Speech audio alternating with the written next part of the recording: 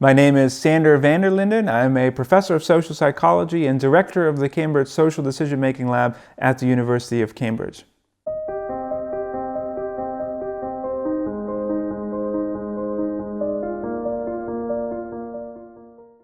Welcome to my exp.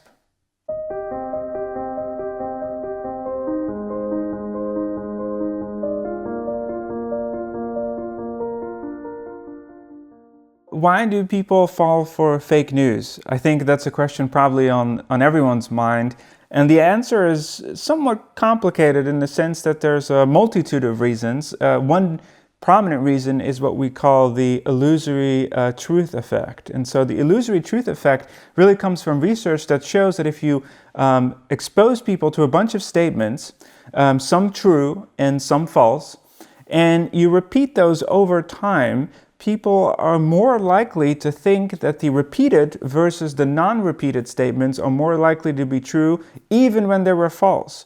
And so this means that we're more likely to think that something is true if it's repeated over time. And unfortunately, what you see with a lot of fake news is that it's often repeated by influential actors time and again. And that really causes fake news to stick in people's minds and in their memory. And if you go back to classic propaganda, like the Germany's right minister for propaganda, who's credited with the big lie rule, who said, if you tell a lie big enough and you repeat it often enough, eventually people will believe it. And I think there's some truth to that.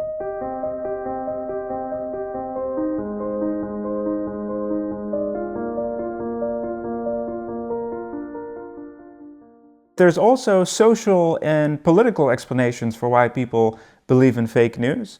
So, think about the fact that we all belong to different groups and we want to be liked by those groups. And so if those groups share something that we agree with or that seems like it's important for the group, you might share it as well and you might even believe in it. Not necessarily because you believe every word that's written, because it's an important behavior to demonstrate that you belong and affiliate with a certain group. And often that manifests itself in political groups, especially in countries like the United States, where the political climate is very polarized. You will see that political identity and your political worldview shapes what information you're more likely to believe in. So if you come to the table with sort of strong beliefs about a subject, and fake news plays into that, you're more likely to grab onto that piece of news because it fits with how you already think about the world. And some people refer to this as confirmation bias and motivated reasoning, and that's also part of the explanation. But broadly, there's these two camps.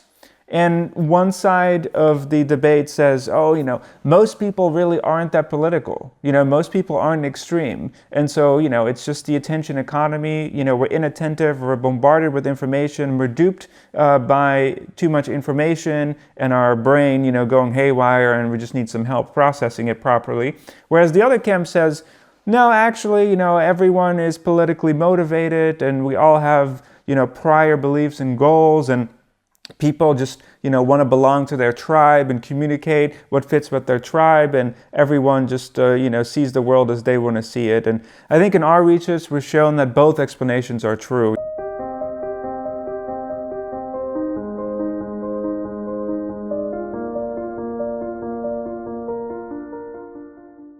Persuasion has gotten a bit of a bad name nowadays. If you think about the concept of persuasion more generally, the first thing that I teach my students in my influence class is we're persuading people all day long with everything we do and say. And sometimes we even persuade other people without having the intention to actually persuade other people, with our body language, with the way we look, with the way we say things, even when we don't think about things. And so we're always influencing each other all of the time. And that influence process is partly what I study and what I find exciting. And in that process, people become persuaded of things. And sometimes they become persuaded of good ideas and positive ideas, and sometimes of harmful and negative ideas. So I think the persuasion process in itself isn't good or bad, but the way that it's leveraged can be quite harmful if it's used for bad purposes like misinformation, fake news, and political and media propaganda.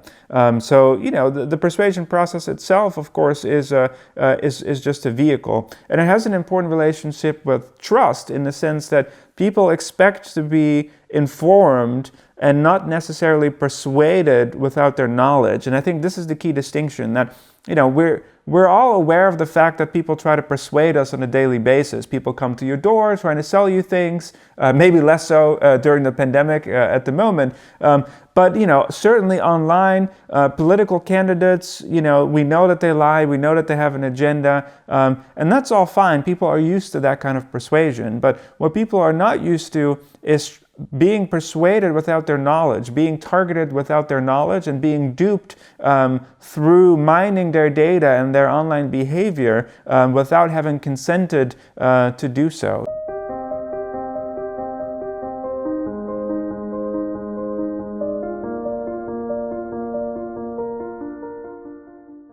I might be fine being persuaded of some good things. If I want to lose a little bit of weight, if I want to exercise a little more, I'll tell you, you can persuade me all you want, and hopefully that'll be a good thing. But at least I have knowledge of it and I'm consenting to the persuasion process. But with a lot of fake news and misinformation that's happening now, people are not consenting and they're being targeted without their knowledge. And that comes back to the issue of trust.